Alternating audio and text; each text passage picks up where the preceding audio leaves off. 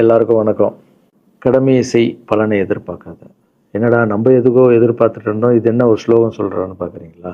எந்த விஷயத்துக்காக நீங்கள் எதிர்பார்த்துட்டு இருக்கீங்களோ அதுக்கு முன்னாடி ஒரு ஸ்லோகம், ஒரு குட்டி கதை. ஏன்னா இந்த வீடியோ முடியும் போது அந்த ஸ்லோகத்துக்கும் அந்த குட்டி கதைக்கும் ஒரு லிங்க் இருக்குது, சரிங்களா? கடமை செய் பலனை எதிர்பார்க்காத, அதான் அந்த ஸ்லோகம். எனக்கு ரொம்ப பிடிச்சிது.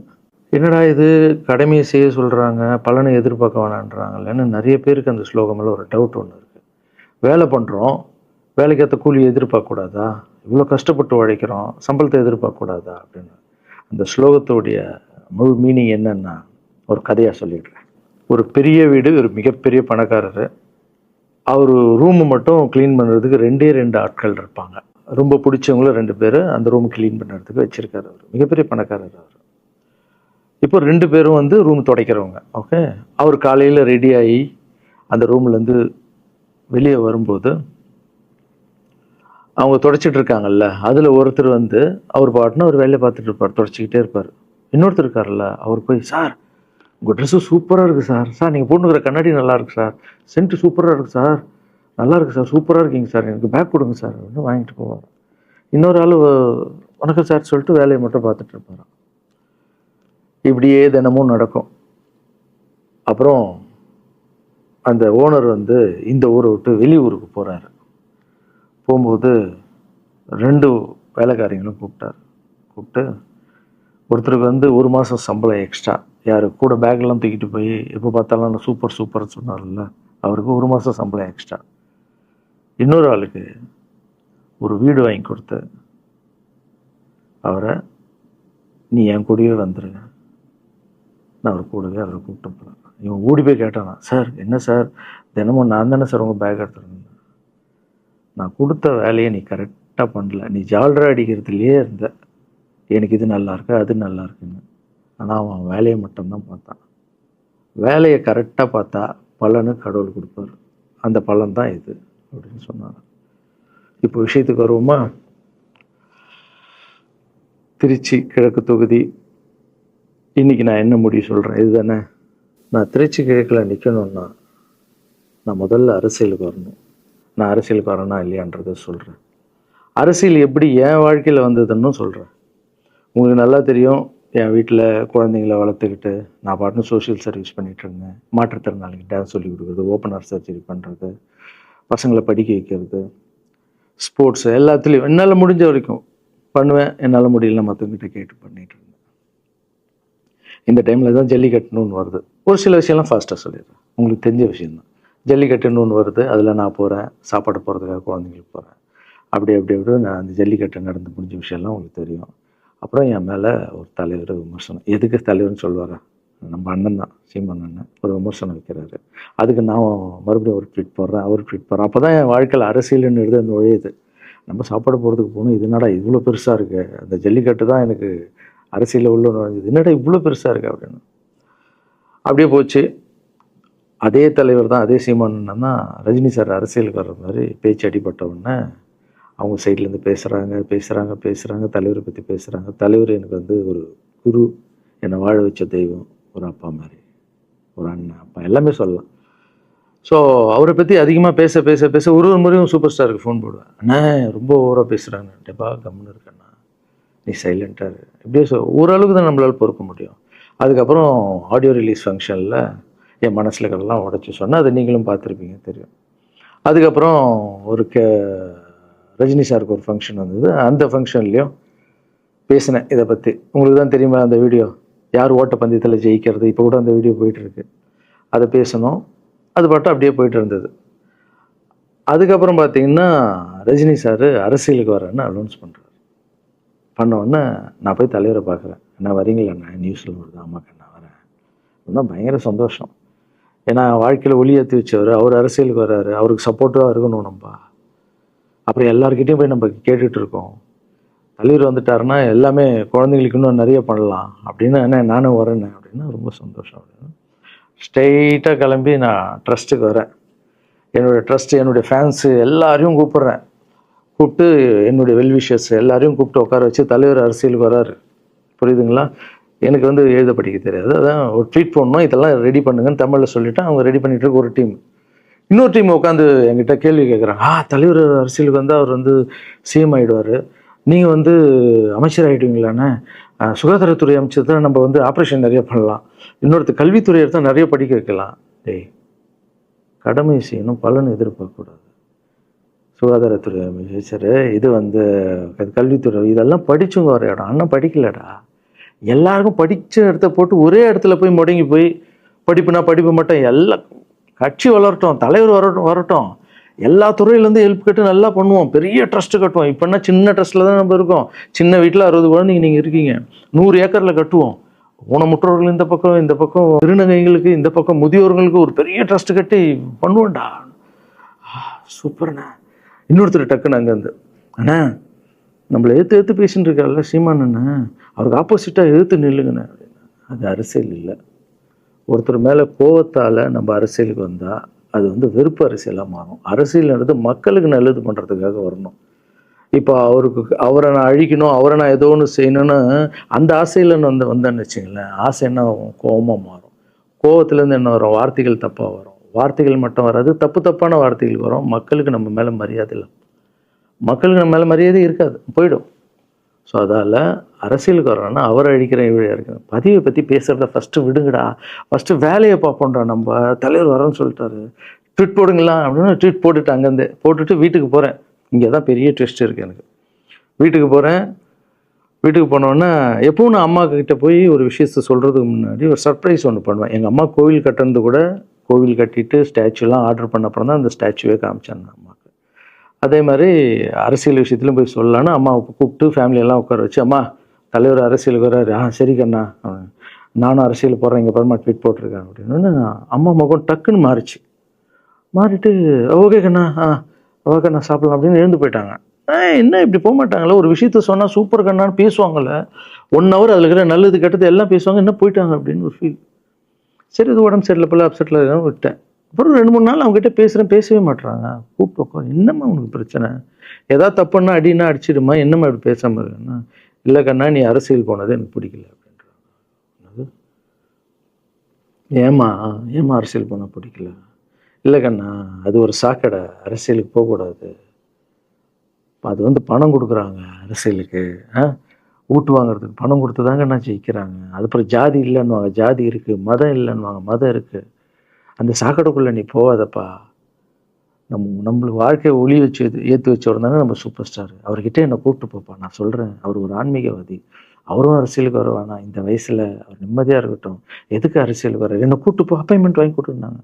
அப்பாயின்மெண்ட் வாங்கி கூடா, நானும் வேறு கனவுல வந்து மைண்ட் வைஸ், அம்மா நான் சொல்கிறது கேளுமா, நம்ம எத்தனையோ இப்போ வந்து எல்லா குழந்தைங்களுக்கும் ஒவ்வொரு ஸ்டேஜில் போய் கேட்டு தானேம்மா ஹெல்ப் நடக்குது. இப்போது தலைவர் வந்துட்டாருன்னா நம்ம தாராளமாக பண்ணலாம்லம்மா, உன் கையில் எவ்வளோ காசு இருக்கோ அதுக்கு மட்டும் செய், அரசியல் வேணான்னு சொல்கிறேன் அப்படின்னு போயிட்டான். அந்த ஃபேஸ் வந்து அதுக்கப்புறம் அடிதான் நம்மளுக்கு. சரி, இந்த உலகத்தில் அம்மா மீறி பண்ணலாம், ஆனால் நான் உருப்பிட மாட்டேன், எனக்கு நல்லா தெரியும். இந்த உலகத்துலேயே எனக்கு யாருன்னா எங்கள் அம்மா தான். அது அம்மா இல்லை, எங்கள் கடவுள்னே சொல்லலாம், நான் எதிர்க்க பார்க்குற கடவுள். சரி, அம்மாவுக்கு சொல்லி புரிய வைக்கலாம், என்னடான்னு தலைவர்கிட்ட போய் எப்படி சொல்கிறது, பசங்கிட்ட ஒரு பயங்கர பில்டப் கொடுத்துட்டோம், அது இதுன்னு எல்லாம் வேற பார்த்துட்டு இருக்காங்க, என்ன பண்ணுறது. அந்த டைமை பார்த்து கொரோனா வருது, ஒரே ஷாக்கு, வெளியே போக முடியாதுன்றாங்க, இல்லைன்னா முடிஞ்சு போச்சு. பிரச்சாரம் பண்ண வெளியே போக முடியாது, தலைவருக்கு உடம்பு சரியில்லாமல் போகுது, ஹைதராபாத் ஷூட்டிங் போகிறார், உடம்பு முடியல, அப்படியே எல்லாமே கொலாப்ஸ் ஆகுது. அப்புறம் தலைவர் அலௌன்ஸ் பண்ணுறாரு, நான் அரசியலுக்கு வரல, டாக்டர்ஸ் வந்து போகக்கூடாதுன்னு சொல்லிட்டாங்க, கொரோனா டைமில் நம்ம வந்து பிரச்சாரம் போக முடியாது, அதை காரணம் சொன்னார், அது உங்களுக்கு எல்லாருக்கும் தெரியும். ஆவலை தான் தலைமையில் கை வச்சுன்னு உட்காந்துட்டோம். நான் ட்ரஸ்ட்டில் இருக்கிற குழந்தைங்க மற்றவங்க எல்லாரும் என்னென்னோ நினச்சி ஒர்க் பண்ணிட்டு இருந்தால எல்லாரும் அப்செட்டில் உட்காந்துருக்கோம். தலைவர் ஒருத்தம் போய் பேசி பார்க்கலாம் அவர்கிட்ட, தலைவர் வர்றாரு, கூப்பிட்றாரு, போகணும். அந்த மாதிரி தலைவரை பார்த்ததில்லை நான். அப்படியே எனக்கு புரிஞ்சுது, அவர் ரொம்ப வலியில் இருக்கார் அப்படின்னு. எவ்வளோ சுறுசுறுப்பானால உடம்பு முடியலைங்கண்ணா, பரவாயில்ல, உங்கள் உடம்பு தானே முக்கியம், என்ன இதெல்லாம் என்னென்ன தூக்கி போடுங்கண்ணா. இல்லைங்கண்ணா, இத்தனை வருஷம் என்னை வாழ வச்சாங்கல்ல, அவங்களுக்கு ஏதாவது ஒன்று பண்ணணும்னு நினச்சாங்கண்ணா, இங்கே குத்துதுக்கண்ணா, எனக்கு என்ன பண்ணுறதுன்னு தெரியல, ரொம்ப கஷ்டமாக இருக்குது அப்படின்னா. அண்ணே அதை விடுங்கண்ணே, எல்லாம் அப்படின்னு அவர்கிட்ட பேசிட்டு அவர் வந்து அப்போ நான் முன்னாடி பேசும்போது அவர் சொல்கிறார், நான் கூட பதவிக்கு வரணும்னு ஆசைப்படல, இன்னொரு நல்ல ஆள் படித்த ஆள் அங்கே நிற்க வச்சு பார்ப்போம். யாருன்னே சொல்லுவேன், யாருன்னு கூட சொல்லலை. அது அப்படியே போச்சு. அவர் மனசுக்கு மட்டும்தான் தெரியும், யாருன்னு கூட சொல்லலை. ரொம்ப அப்செட்டாக இருந்தார். சரி ஓகே, இதுவும் கடந்து போகணும். அப்படியே கடந்து போச்சு. எனக்கும் காஞ்சனா படம் அது இதுன்னு பெரிய ஹிட் ஆகுது. அதுக்கப்புறம் யாருக்கிட்டேயும் நீங்கள் யாரும் எனக்கு ஹெல்ப் பண்ண வேணாம். முதல் நாள் நான் கலைஞர் ஐயா கிட்ட ஹெல்ப் கேட்டேன். அவர் ஒரு சில குழந்தைங்களுக்கு ஹெல்ப் பண்ணார். அதுக்கப்புறம் அன்புமணி ராமதாஸ் ஐயா, அவரும் ஹெல்த் மினிஸ்டர் இருக்கும்போது அவர் ஒரு சில குழந்தைங்களுக்கு ஹெல்ப் பண்ணார். அப்புறம் நம்ம விஜய் சார் நண்பர், அவர் ஒரு குழந்தைக்கு ஆப்ரேஷன் பண்ணார். ஸோ இருக்கும்போது என்னால் முடிஞ்ச வரைக்கும் சொந்த பணத்தை போட்டு பண்ணிவிடுவாங்க. முடியாத போது தான் நான் அந்த ஹெல்ப்பை கேட்பேன். இப்போ தான் நல்லா வந்துட்டுமே, யாருக்கும் எனக்கு பணம் கொடுக்க வேணாம், இனிமேல் என் சொந்த பணத்திலே பண்ணுறேன்னு சொல்லிட்டு நான் பாட்டுன்னு ஒரு வீடியோ கூட நான் போட்டேன், இனிமேல் யாரும் பணம்லாம் கொடுக்க வேணாம் அப்படின்னு. அப்படியே போயிட்டுருக்கு. காஞ்சனா எல்லாம் முடிஞ்சு ஜிகிர் தண்டா படம் ரிலீஸ் ஆகுது. ஜிகிர் தண்டா பார்ட்டி போயிட்டுருக்கு. டைரக்டர் நின்று பேசுகிறேன். நான் டைரக்டர் கிட்ட போகிறேன். டைரக்டர் யார்கிட்டயும் ஃபோனில் பேசிகிட்டு இருக்காரு. அப்படியே பேசிகிட்டு இருக்கிறவர் டக்குன்னு இந்தப்பா சீமானன் பேசுவான்னு கொடுத்துட்டாரு என்கிட்ட. அவருக்கும் தெரியாது நான் பேச போகிறேன். அவர்கிட்ட லாரன்ஸ் பேசுவார், சீமானன் ரெண்டு பேரும் சைலண்ட்டு. நானும் எதுவும் பேசலை, சீமானனும் எதுவும் பேசலை. அப்படியே ஒரு நிமிஷம் அப்படியே நிற்கிறோம். பெரியவர் இல்லை என்னாலும் அண்ணன் அப்படின்னு. அவ்வளோதான் அண்ணன். பயங்கர பாசம். எந்த இடத்துல கோவம் இருக்கும் அந்த இடத்துல குணம் இருக்குன்னு சொல்லுவாங்கள்ல. அண்ணன் புகழ்ந்து தள்ளுறாரு ஜிகர் தண்டாவை. இப்படி பண்ண கண்ணா, அப்படி பண்ண இவ்வளோ சூப்பராக பண்ண, அந்த சீன் எனக்கு ரொம்ப பிடிச்சதுன்னு. அவருடைய அன்பு தான் தெரியும்ல, எல்லாமே அதிகமாக இருக்கும் அண்ணன்கிட்ட. அண்ணா ரொம்ப சந்தோஷமாக வாழ்த்தினார். அப்புறம் நான் மாற்றம்னு ஒரு அமைப்பு ஆரம்பிச்சிருக்கேன்ல, இந்த விவசாயிகளுக்கு டிராக்டர் கொடுக்கறது, அப்புறம் மாற்றுத்திறனாளிக்கு ஸ்கூட்டி கொடுக்குறது, எல்லாமே அதை பார்த்துட்டு பத்திரிகையாளர் கேட்குறாங்க அவர்கிட்ட, ரகுவலரன் சார் மாற்றம்னு அமைச்சிருக்காருன்னா, நல்ல விஷயம் தம்பி, நல்லா பண்ணிட்டோம், நல்லா இருக்கட்டும் அப்படின்னு வாழ்த்தினார். ஸோ ஒரு பெரிய பிரச்சனைக்கு கடவுளே அதை அப்படியே சால்வ் பண்ணி வச்ச மாதிரி ஆயிடுச்சு. அப்படியே போச்சு. ஆனால் நீங்கள் நல்லா இருக்கணும், எங்கே இருந்தாலும் நல்லா இருப்பீங்க. எப்போல்லாம் ட்ரஸ்ட்டுக்கு போகும்போது பசங்களாம் கேட்பாங்க, அந்த 100 ஏக்கர் ட்ரஸ்ட்டு குழந்தைங்க, சரி ஓகேடா. அப்படி பார்த்தீங்கன்னா நண்பர் விஜய் சார் கிட்ட பேசிட்டு இருக்கும்போது நான் வர அரசியலுக்குன்றாரு. நிஜமா நண்பா அப்படின்னு. எஸ் அப்படின்னு. மறுபடியும் போய் ட்ரஸ்ட்டில் உட்காந்து டேய் நண்பர் வராரு. ஏன்னா சூப்பர் ஸ்டார் எனக்கு எவ்வளோ க்ளோஸோ, நண்பர் கூட அவ்வளோ க்ளோஸ் தான் எனக்கு. ஏன்னா மேகமாய் வந்து போகிறேன்ற சாங்லேருந்து நான் அவருக்கு டான்ஸ் மாஸ்டராக பண்ண ஆரம்பித்தேன். அதுக்கப்புறம் நிறைய சாங் பண்ணேன், சரக்கு வச்சுருக்கேன். அப்போ உங்களுக்கு தெரியும், அந்த தாம் தக்க தீம் தக்க அவருக்கு மட்டும் நான் ஸ்பெஷலாக பண்ணி கொடுத்துட்டு போவேன். தமிழ் வேறு யாருக்கும் பண்ண மாட்டேன். அவர் கூப்பிட்டா வருவேன், தலைவர் கூப்பிட்டா வருவேன், சாங் பண்ணிட்டு போவேன். அவர் வரணும் போது எஸ், ஏன்னா அவர் ஒரு முடிவு எடுக்க மாட்டார், எடுத்தாருன்னா அவர் நல்லா உழைப்பார், நல்ல உழைப்பாளி, பண்ணுவார் அப்படின்னு நினச்சி மறுபடியும் போய் ட்ரஸ்ட் ஆளுங்கெல்லாம் பேசுறதுக்கு முன்னாடி, ஐயோ அம்மா இருக்காங்களே பிடிக்காத, ஃபஸ்ட்டு அங்கே கரெக்ட் பண்ணணும்ல, அங்கே போனேன். அம்மா நண்பர் அரசியலுக்கு வராருப்பா, என்னம்மா அப்போ தான் ஓகே, இப்போ எல்லாம் மாறி இருக்கு, போகலாமா, நீ ஃபஸ்ட்டு அவர்கிட்ட ஒரு அப்பாயின்மெண்ட் வாங்க, நான் உன்னை கூப்பிட்டு போகிறேன் அப்படின்னா. கூப்பிட்டு போய் இந்தப்பா என் பிள்ளைய ஒப்படைக்கிறேன் பார்த்துக்கப்பான்னு சொல்லுன்னு பார்த்தா, என்னம்மா பேச போகிறான்னு கேட்டேன். நீ அரசியலுக்கு வராத தம்பி, இது ஒரு சாக்கடை, நீ அரசியலுக்கு வராத, நீ ரொம்ப சைலண்டான ஆள், உனக்கு இதெல்லாம் செட் ஆகாது, பணம் கொடுத்தா தான் ஜெயிக்க முடியும், ஜாதி இருக்குது, மதம் இருக்குது, இதெல்லாம் தாண்டி வருது கஷ்டம்னு நான் அவர்கிட்ட சொல்கிறேன்ப்பா அப்படின்னு. அப்படியே மா புரிஞ்சுக்குமாண்ணா, டேய் மீன் குழம்பு வச்சுருக்கேன் சாப்பிட்றேன், அதே மீன் குழம்பு. ஓகே நான் நினச்சிட்டேன் நம்ம ஜாதகத்தில் இல்லை போல், சரி விட்டுடலாம், சரி இப்போ விட்டுருவோம், ஒரு 2-3 நாளைக்கு அப்புறம் மறுபடியும் பேசுவோம் அப்படின்னு மறுபடியும் பேசுகிறேன். அதே மறுப்பு தான். நானும் நண்பர்கிட்ட பேசுகிறேன், அம்மா இப்படி சொல்கிறாங்க நண்பா, அது அவங்களுக்கு தெரியல, அவர் நிறைய பேச மாட்டார், வயசானவங்க இல்லை, தெரியல, வந்தப்புறம் புரியும், ஒரே வார்த்தை தான். அதுக்கப்புறம் ஃபோனில் கூட்டணி கட்சியெல்லாம் வராது போது, நண்பா என்னடா யாரும் கூட்டணி கட்சி வரல நண்பா, இது அது நான் எனக்கு ஒருத்தரை பிடிச்சிட்டாங்கலாம் மனசில் பட்டதை எல்லாமே சொல்லிகிட்டு இருப்பேன். அது நல்லதோ கெட்டதோ, என் பழக்கம் அப்படி தான், பிடிக்கலாம் தூரம் ஒதுங்கிடுவேன். அப்படியே போகுது. எலெக்ஷன் வருது, அனௌன்ஸ் பண்ணுறாங்க, எலெக்ஷன் நண்பர் நிற்கிறாரு. ரிசல்ட் அன்றைக்கி டோட்டலாக மாறுது எல்லாமே, அப்படியே தலைக்கீழே ஆகுது, புரட்டி போடுறாரு சரித்திரத்தை. வேறம்மா எப்போ முதல்ல தெரிந்து எங்கள் அம்மாவை தான். எனக்கு ரொம்ப ஆசையாயிடுச்சுன்னா எங்கள் அம்மா மேலே அம்மா பேர் கண்மணி. கண்மணி அப்படின்னு தான் கூப்பிட்டு போவேன். எங்கன்னு கூப்பிட்டு போனால் அம்மா கொண்டு என்னடா இவ்வளோ உஷாராக வர, என்ன விஷயம், இங்கே உங்ககிட்ட தான் பேசணும். நீ என்னம்மா சொன்ன, பணம் கொடுத்தா தான் ஓட்டு போடுவாங்க, ஜாதி இருக்குது, மதம் இருக்குது, புது ஆளுங்களை வர விட மாட்டாங்க, ஜெயிக்க முடியாது, இதெல்லாம் சொன்னல. நண்பர் ஜெயிச்சிட்டார் பார்த்தியாம்மா. அந்த ஒரே ஒரு முகத்துக்காக ஓட்டு போட்டிருக்காங்க. நம்பிக்கையான ஆள் வந்தால் போடுவாங்கம்மா, நல்லவங்களாம் வரலாமா, புரிஞ்சுக்கம்மா, என்ன விடுமா. இப்போ என்னம்மா சொல்கிற அப்படின்னு கேட்டேன். முதல் முறையாக எங்கள் அம்மா முகத்தில் ஒரு சிரிப்பை பார்த்தேன். ஆமாங்கண்ணா, அந்த புள்ள எல்லாத்தையும் மாற்றிடுச்சு, இவ்வளோ பெரிய வெற்றி அடி வரணும்னு நான் எதிர்பார்க்கலப்பா. ஒரு நல்ல மனுஷன் வந்து பண்ணணும்னு நினச்சா அது முடியுங்கண்ணான்ற நம்பிக்கை எனக்கு வந்திருக்குப்பா அப்படின்னு அம்மா சொன்னான். அப்போ என்ன போயிடலாமா, ஓகேவா அப்படின்னு கேட்டேன். போகண்ணா, நீ நினச்ச மாதிரி பண்ணு அப்படின்னு அம்மா சொன்னோன்னு காலில் சாஸ்தாகமாக வந்தேன். தேங்க்யூ ஸோ மச்மா அப்படின்னு. ரொம்ப ஹாப்பி நான். அம்மா ஓகே சொல்லிட்டாங்க அரசியல் வர்றதுக்கு. இப்போ நான் தாய்க்கு நிகரான்னு நினைக்கிறேன். என் ரசிகர்கள் கேட்குறேன், நான் அரசியலுக்கு வரலாமா? இதை பார்த்துட்டு இருக்கிறவங்களுக்கு, இந்த மக்களை கேட்குறேன், நான் அரசியலுக்கு வரலாமா? அந்த தகுதி எனக்கு இருக்கா? நீங்களும் சொல்லுங்கள். இந்த வீடியோ பார்த்துட்டு இருக்கவங்க கமெண்ட்ஸ் போடுங்க. பசங்களா, இவங்க தான் என்னுடைய 22 வருஷத்தினுடைய உழைப்பு. அரசியலுக்கே வராமல் மக்களுக்கு நான் செஞ்ச சேவை உங்கள் கண்ணு முன்னாடி நிப்பாட்டியிருக்கேன். இப்போ உங்கள் வயசு என்ன? 22 வயசாகுது. ஒரு வயசில் என் கையில் வந்தார் இவர். அந்த ஃபோட்டோவை நீங்களே பாருங்கள். இப்போ 22 வயசு.